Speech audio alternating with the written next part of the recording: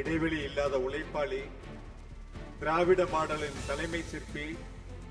மகளிர் பொருளாதாரத்தில் உலகமே வியந்து பார்க்கின்ற திட்டங்களை வகுத்த தமிழ்நாட்டு மக்களின் அன்பு அண்ணனாக திகழும் இந்தியாவின் நம்பர் 1 முதலமைச்சர்,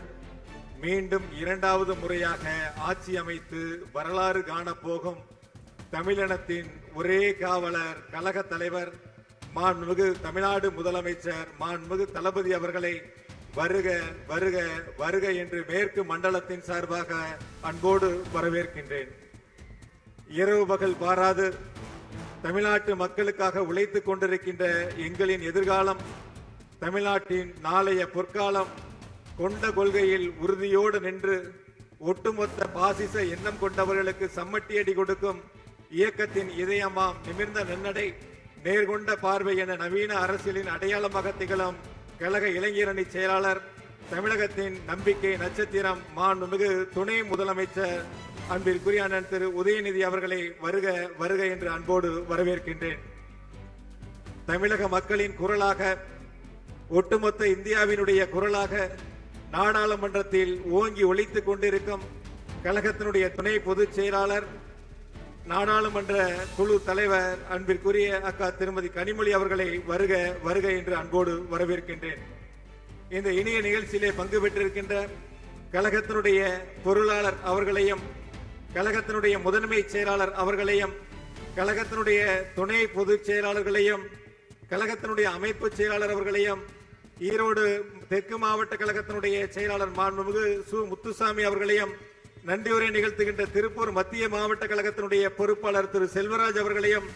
மாவட்ட கழகத்தினுடைய செயலாளர்கள் திரு தினேஷ்குமார், திரு பத்மநாபன், திரு ஈஸ்வரசாமி, திரு நல்லசாமி, திரு நல்லசிவம், திரு ராஜேஷ்குமார், திரு கே எஸ் மூர்த்தி, திரு NT வெங்கடாசலம்,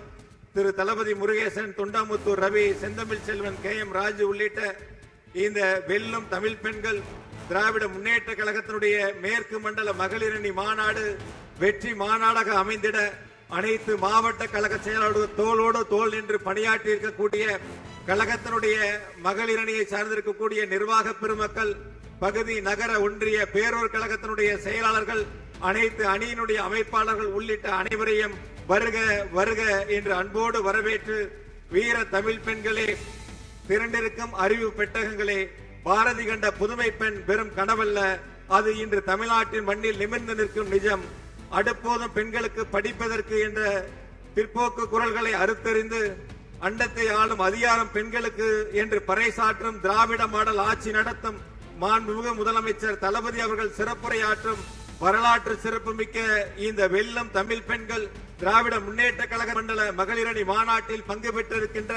அத்துணை வீர தமிழ் பெண்களையும் வருக வருக வருக என்று அன்போடு வரவேற்று, இந்த இனிய நிகழ்வின் வாயிலாக